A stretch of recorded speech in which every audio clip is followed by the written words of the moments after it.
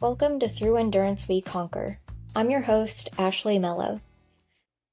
Today's episode is about radical self-acceptance. Lately, I've been reflecting on everything running has taught me, not just in terms of training or chasing PRs, but how it's helped me grow on a soulful level.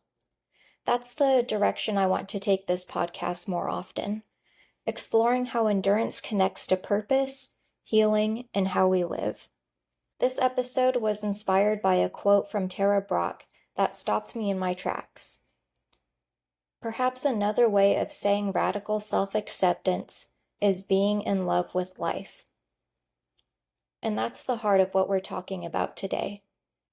How self-acceptance shapes the way we run, the way we live, and how we learn to love both. So where do we start?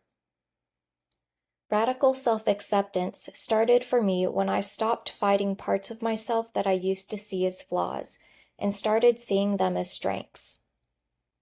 I've accepted that I'm a slow runner. I'm not always in the back of the pack, but I won't be on the podium at any prestigious races either. I'm very cautious going downhill, and I'm quiet and don't talk a lot. But these aren't all inherently bad. When I'm running slowly, I get to take my time in nature instead of letting the data on my watch overshadow my experience. I get to enjoy the views as I'm descending downhill instead of worrying about where I'm placing my feet. And since I'm quiet, I listen more than I talk, which lets me take the time to really listen and understand people instead of focusing on my response to them. Rather than obsessing over what I lack or trying to be who people think I should be, I'm focused on who I already am and how I can grow from there. I realize some things that other people would perceive as being a flaw, like being quiet, is actually a strength. By accepting myself as I am, I'm able to carve my own path in life.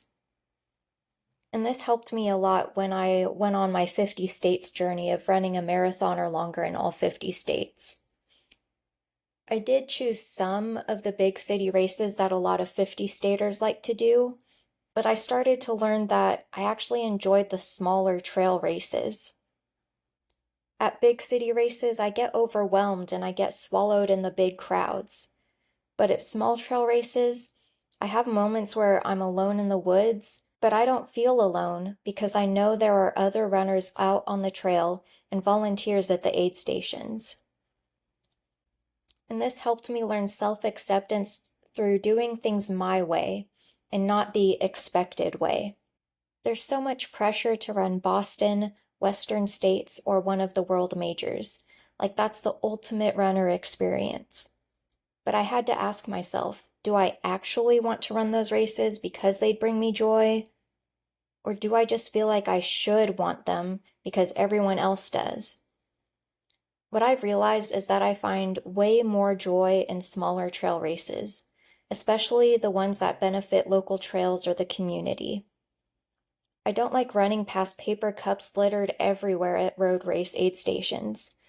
Even when volunteers tell me, "It's fine, just toss it," I still don't feel right about it. I'd rather use my reusable cup, chat with the volunteer as I pick out a few snacks, then keep going. I love getting to the top of a hill, letting out a deep breath, and taking in the view. I love dunking my hat in a stream and pouring that cool water over my head. Those are the moments that matter to me. Not checking a box or posting a photo to prove I did something big. Self-acceptance hasn't just shaped my goals. It's also changed the way I see my body. One of the clearest moments of self-acceptance I've ever had came during a marathon in Amish Country in New York. Mid-race, I saw that I was on pace to run my fastest marathon yet, despite it being a very hilly course. That's when I realized my body does so much for me, and it deserves nourishment, not punishment. That moment marked the beginning of letting go of restriction and choosing to honor my body for its strength, not shrink it to gain approval. I stopped viewing food as something to feel guilty about or constantly restrict because of a number on the scale. Instead, it became something to savor and enjoy, something that fuels my goals. I'll probably explore this more in a future episode, but it felt important to share that shift here too. When I think about what radical self-acceptance really means, I keep coming back to a quote by Tara Brach. We use the word self-acceptance because it is a starting point for our inner experience.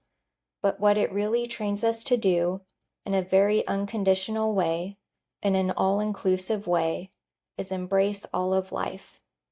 That's what makes it radical. Perhaps another way of saying radical self-acceptance is being in love with life. And through running, I've learned to do exactly that. Not just tolerate who I am, but truly embrace it. The quietness, the slower pace, the non-traditional goals. It's all part of the life I'm building, and I love that life more now than I ever have. I want to start bringing the weekly challenges back. So for this week, think about one part of your life where self-acceptance could shift your perspective. Maybe it's something you've been criticizing yourself for that's actually a strength in disguise. Or maybe it's a goal you've been chasing that doesn't even align with what brings you joy. And if you want support as you figure that out, especially if you're just starting your running journey, I'd love to hear from you. You can message me anytime at ashley@mellowrunning.com or message me on Instagram at throughenduranceweconquer. And don't forget to grab my free Couch to 5K running guide. It's designed to help beginners build endurance and confidence in a sustainable way. No pressure, no perfection, just progress. And I'll put the link to that in the show notes. Until next time, keep showing up, trust the process, and remember, it's through endurance that we conquer.